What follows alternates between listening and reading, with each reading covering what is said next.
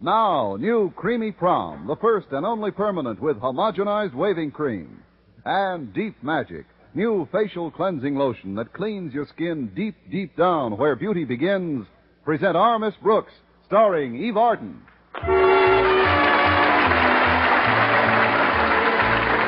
It's time once again for another comedy episode of Our Miss Brooks Transcribed. But first, ordinary home permanents use thin, drippy waving solutions like this. They often leave your hair dry and frizzy, hard to manage, but not anymore, because now you have new Creamy Prom. It's creamy, creamy, creamy. New Creamy Prom, the first permanent with homogenized waving cream. Yes, a thick waving cream, rich with costly conditioning ingredients. That's why new Creamy Prom actually waves new softness and manageability right into your hair. Leaves your hair softer, more manageable, in better condition than any other permanent you ever had. New Creamy Prom leaves your hair soft as a whisper. Soft as a whisper. I guarantee your hair never combed so soft, behaved so beautifully after a brand new permanent. Because only new Creamy Prom has homogenized waving cream to wave new softness and manageability right into your hair. And Prom's homogenized waving cream makes it so easy. There's no dripping, no rinsing, no timing, no messy neutralizer. Just smooth it on, roll it up, you've got yourself a Prom. Get new Creamy Prom in the brand new package. And even if you're between permanents, don't wait to try Prom's homogenized waving cream. Get the new Creamy Prom End Curl Kit right now. Creamy, creamy Prom.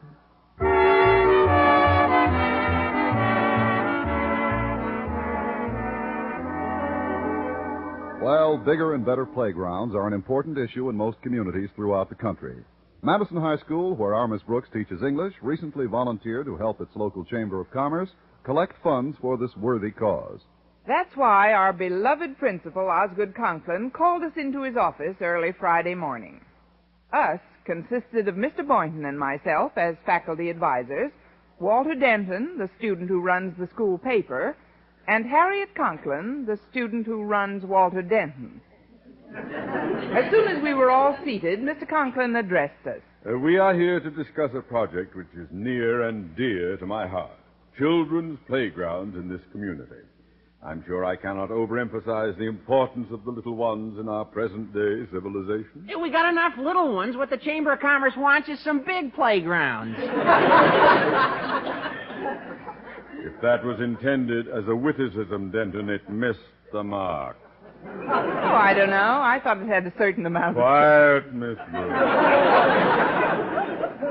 To help raise money for this worthy project, we are holding a charity auction in our gym at 4 o'clock this afternoon. However, due to a very poor publicity campaign handled by Denton, not very many people know about it. What I want from you all now are suggestions to stimulate public interest in our auction and bring out a big crowd of bidders. Perhaps we could take some spot announcements on the radio. Yes, that would reach a lot of people. Miss Brooks, have you any idea what a 30-second spot announcement costs? Well, we don't have to buy 30 seconds. We could take about 5 and say something quick, like, today auction, Madison High School. But, Miss Brooks, that sounds as if we're auctioning off the school. Is that bad? I mean, if the object is just to lure people over... Any feasible suggestions? I have an idea, Mr. Conklin. Undoubtedly. How about you, Harriet? Can you think of anything? I think we should mimeograph some handbills and pass them out door to door during lunch period.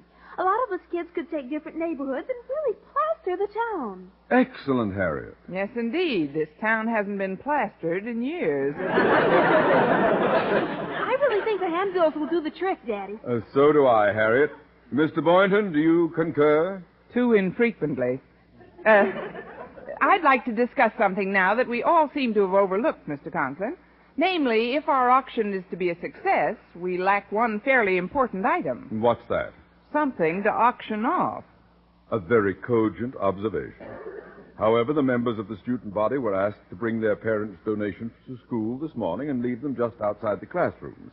You, Miss Brooks, will be in charge of augmenting these donations. Me? But, Mr. Conklin, I've got other things to do, which And will now take tell most the of my... truth, Miss Brooks. Is there anything as important as raising money for children's playground? Yes, sir. Raising children for the playground. Hey, you hear that, Mr. Boynton? When are you gonna... Quiet, Walter. Look, Mr. Conklin, I want to help in this campaign. And you're going to? Say, I know where we might be able to get some more merchandise for the auction. From Mr. Jessup. He's a pretty good friend of my dad's. Oh, you mean J.D. Jessup, the big real estate man? Yes, sir. He's the biggest philanthropist in this part of the country. Contributes to everything and anything. Oh, he's a natural-born sucker for a worthwhile cause. Charmingly put, Walter. And do get in touch with Mr. Sucker. Jessup. Now, Mr. Boynton, you will see to it that the auction tables are set up in the gym. Yes, sir. You, Miss Brooks, with the assistance of my daughter, will inspect the merchandise outside the classrooms and jot down the approximate value of each object prior to the auction. But, Mr. Conklin, why do I have to go through all that? Because in addition to obtaining more material for this affair, I have also decided to put you in charge of auctioning it off. The meeting's adjourned. Oh, but, sir, I said meeting's adjourned. Good day, all. Bye, Dad. Golly, that's quite an honor Daddy conferred on you, Miss Brooks. Just think, you're head auctioneer. Yes, and we both know whose head I'd like to auction off first.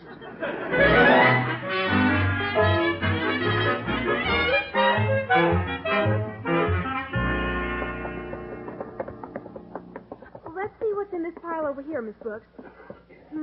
One broken lamp, one pretty beat-up coffee pot, and look at this, a used money belt.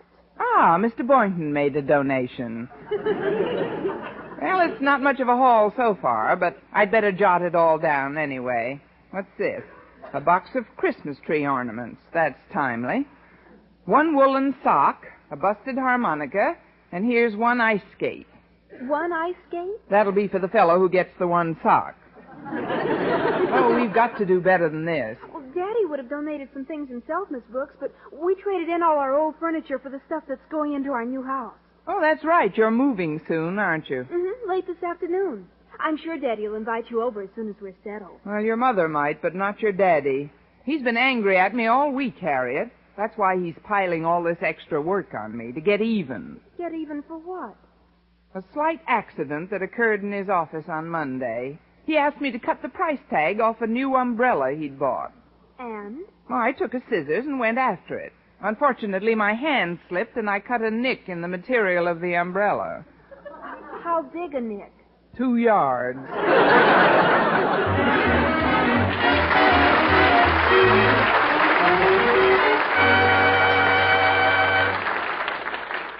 To put a little more excitement into this auction, Miss Brooks needs a real sure-selling item like new Deep Magic Facial Cleansing Lotion.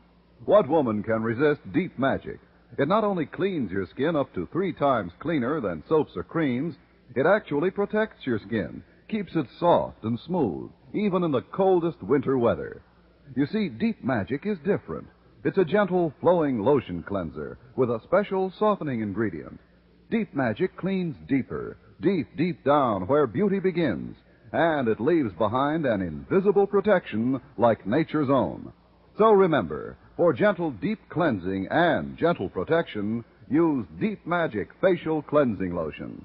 No other cleansing method leaves your skin so clean and clear, so soft and radiant. Deep Magic, the cleansing lotion that cleans your skin. Deep down where beauty begins.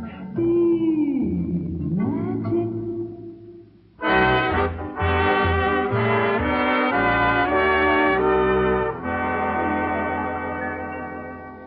Well, what with rounding up additional donations for the charity bazaar and doing a little teaching on the side, I had quite a busy morning. When lunch period rolled around, I was still in a collecting mood, so I decided to have lunch with Mr. Boynton. A collector's item, if I ever saw one. Oh, here's a nice table by the window, Miss Brooks. Oh, good. Now we can throw the food away without any trouble. Oh, it isn't as bad as it was. I think the food's picked up. I know. They don't want you to step in it. Well, the gym is all set up for the auction this afternoon. Well, I'm glad you reminded me, Mr. Boynton. You know, some of the donations are in pretty good shape. There may be some real bargains on the block this afternoon. Well, I could use a couple of things for my apartment. When you inspected the stuff this morning, you didn't run across a pair of andirons, did you? As a matter of fact, I did. I don't know who donated them, but they look almost brand new. Gee, maybe I could pick them up reasonably at the auction. Well, why wait?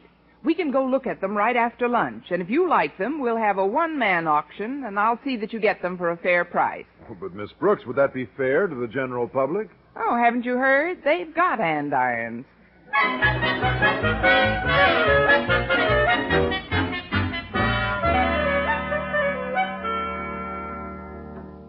Have you seen Stretch Snodgrass anywhere, Harriet? No, Daddy, I haven't. I told that dummy to bring lunch to my office 20 minutes ago. Please, Daddy, that's no way to talk about Madison's star athlete. He may be a star athlete, but it's his brain that needs the exercise. Calm down, Daddy. I'm going into the cafeteria now, and I'll see what's keeping him. Oh, before I go, Daddy, I just talked to Mother on the phone, and she told me all the living room furniture has been delivered to the new house. She says she just knows you're going to love it. Mother has such wonderful taste, don't you think? Obviously, she married me. One more thing, Daddy. The store made a mistake and delivered our andirons to the school here instead of to the new house. They're right outside your office now. Well, what am I supposed to do with them? Bring them home with you after school. They're awfully pretty, Daddy. Come on, take a look at them. Well, there's nothing better to do while I'm waiting for that dunderhead. Here they are. Aren't they pretty? Well, they're all right, I guess. Mother paid $12 for them. Say, they're pretty. Well, I'd better get into the cafeteria. I'll send Stretch in with your lunch as soon as I find him. See you later, Daddy. Very well, Harriet. I'll be in my office. Why everything has to happen all at once, I'll never know. Of all the days to be moving, this is the most inconvenient. Well, let's see now. Where are those andirons I saw this morning? Oh, are these them? Yes, those are them. These are those. Yep, them's the andirons, all right. How do you like them? Perfect. They're just what I had in mind. Good. Tell you what I'm going to do. Step in a little closer, Bud. What am I offered for these lovely andirons? How about 50 cents? This boy is closer than I thought. I've got 50. Do I hear more? Not from me. Why, I'd give 75 cents for these myself. Well, I'll make it 80. Now you're talking. I've got 80 cents. 80 I've got. Going once for 80, going twice for 80. I'll bid 85 cents. That's the spirit. I've got 85. You're not in this, Mr. Conklin. I'm not? No, sir. Mr. Boynton needs these andirons, and, well, I think 80 cents is a fair price. Oh, so do I, Miss Brooks, considering that I just paid $12 for them. $12? Well, I'm terribly sorry, Mr. Conklin. We didn't know they were yours. That's quite all right, Boynton, but just to be on the safe side, I'll take them with me. Now, I'd better get back into my office before Miss Brooks sells my socks. We just need one. Hi, folks. Hello, Mr. Conklin. I've got your lunch. Well, it's about time, Snodgrass. Come with me. I'm terribly sorry about the andirons, Mr. Conklin. There was so much stuff in the hall, there was no way for me I know. Put everything on my desk, Snodgrass. Yes, sir. Here's your coffee. I put sugar and cream in it, and I'm sure it's just the way you like it. I'm sure it is, except that I ordered tea with lemon. Well, I'm sorry, Mr. Conklin. I'll change it. Never mind. So where's my sandwich? Oh, here it is. Bacon and tomato on whole wheat, wasn't it? Yes, it was, Stretch, and I suppose that's why you brought me peanut butter on gluten bread. Gosh, Mr. Conklin, I must have got confused. Want me to take it back? No, it's too late now. I'll eat it. But before you leave, I have another errand for you. You could save me a lot of trouble if you would take these andirons over to my new house. The address is 616 Anderson Avenue. Is that clear, Stretch? Oh, yes, sir. You want me to take these, what are they again? Andirons. Oh, yeah. You want me to take these andirons over to your new house at, what was that address again? 616 Anderson Avenue. It's very simple if you associate andirons with Anderson Avenue, you see? Oh, sure. You want me to take these Andersons over to... I'll write out the address. There we are. There. Now then, put it in your pocket and don't lose it. Okay, Mr. Conklin. By the way, Snodgrass, Mrs. Conklin may be out shopping, so just leave the andirons on the front porch. Yes, sir. Hiya, Stretch. Oh, boy, what a deal I just made with Mr. Jessup. Who's he, Walter? He's the big philanthropist. He is? Yeah, he owns real estate all over this town. And he just told me that one of his houses is being torn down in a few days to make room for the new freeway. Oh, that's too bad. No, it isn't. Instead of selling the furniture in it to a second-hand store, Mr. Jessup's donating it to our charity bazaar. He said we could help ourselves to anything we want. Boy, that's good. Now, you've got to do me a favor, Stretch. I have to get some lunch now, and I want you to find Miss Brooks and ask her to make arrangements to have that furniture picked up. The address is 211 Ironside Avenue. 211 Ironside Avenue. Yeah, I wrote it on this slip of paper. Here, I'll put it in your pocket so you don't lose it. Hey, but Walter... I sure appreciate you doing this for me, Stretch. See you later. Hey, wait a minute. Gosh, now he's got everything mixed up. Let's see. Mr. Conklin's new address is on this slip of paper. Where is it? What was it Mr. Conklin said again? Associate. Andirons, Ironside. Yeah, that's it. Sure, the andirons go to 211 Ironside Avenue, and we pick up the furniture at 616 Anderson Avenue.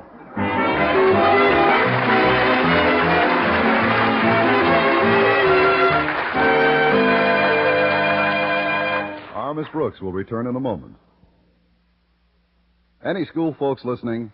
Now, how about your allowance? Wish it'd buy more of the bigger things you want? Well, it can if you save for them. Put part of your allowance away regularly in United States savings stamps. Why, savings as simple as ABC. Just listen. Your savings stamp album. Get one from the person in charge of stamps at your school. Then buy a savings stamp or two for it regularly, every week. Your first bond. Yes, before long, your album will be full, and you can exchange it for a United States savings bond. All your own, to save for the important things ahead. Now, C could stand for your collection of savings bonds. All save for those bigger things you've wanted. That bicycle, that good camera, or maybe even your college education. And remember, Series E savings bonds pay back $4 at maturity for every 3. You'll have extra dollars to add to your own. Yes, saving can be simple and fun, too. Sign up for savings at school now.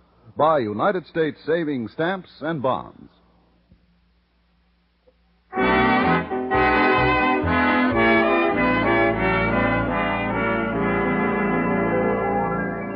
Well, at 3:30 that afternoon, Miss Brooks and Stretch Snodgrass picked up a van full of what was presumably Mr. Jessup's furniture at 616 Anderson Avenue.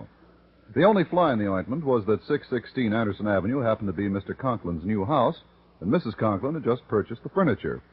At 4:30, the auction began at school. Going once, going twice. Sold to the gentleman in the Derby for $1.75. And now, folks, we'll have a brief intermission. Hey, why are you doing that, Miss Brooks? We still got a whole bunch of furniture to auction off. Well, I'm just stalling, Walter. I'm hoping some bigger spenders will drop in. I think it's a shame to let a beautiful rug like that last one go for $1.75. Me too, Mrs. Davis.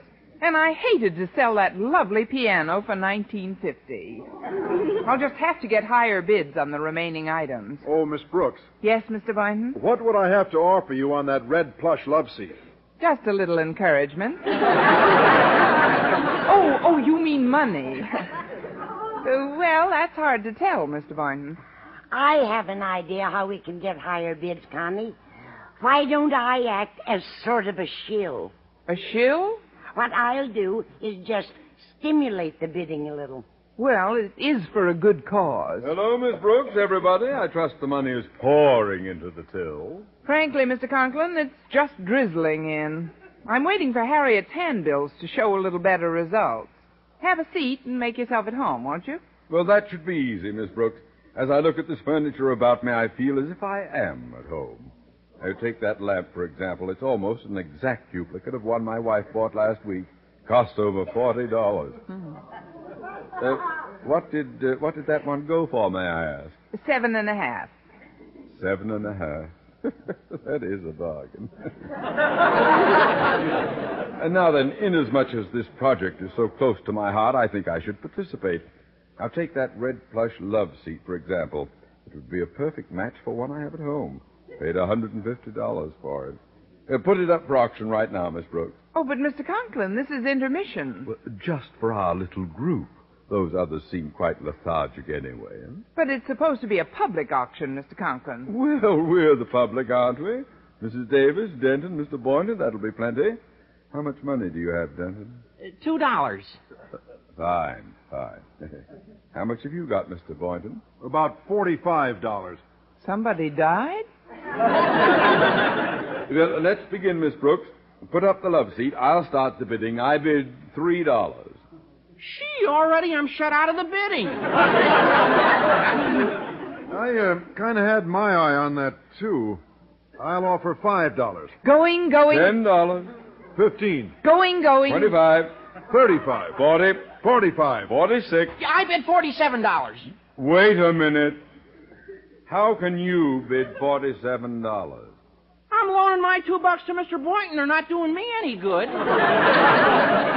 I'll put an end to this bidding right now. I bid $50. Yes, sir. I bid $50 for this lovely red plush love seat. Going once, going twice.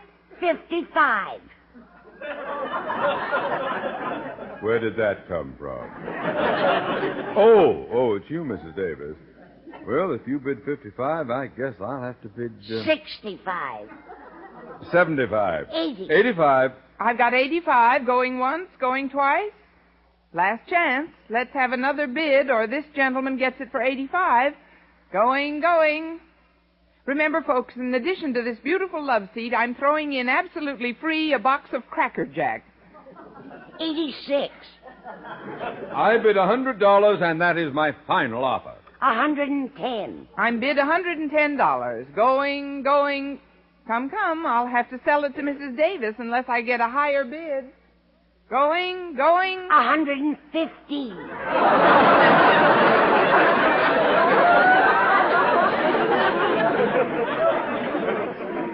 You can't do that, Mrs. Davis. You're bidding against yourself. What's the difference? I'm just a shill.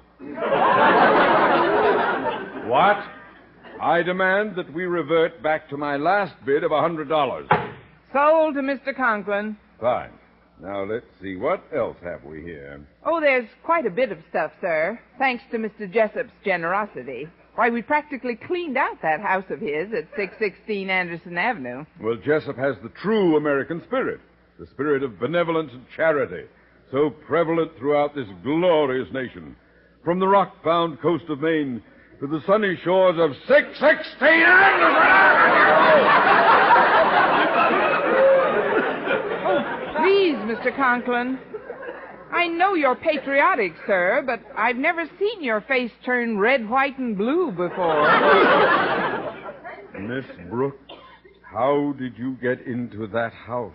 Oh, it was easy. Stretch Snodgrass and I just kicked in a few windows. Did you now?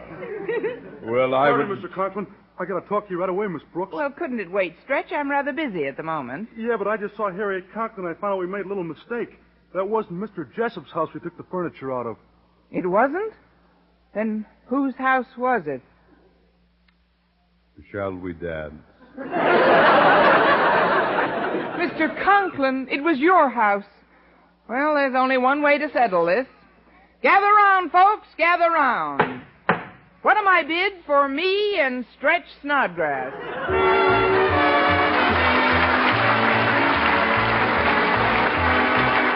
Our Miss Brooks, starring Eve Arden, transcribed, was produced and directed by Larry Burns, written by Joe Quillen and Al Lewis, with the music of Wilbur Hatch.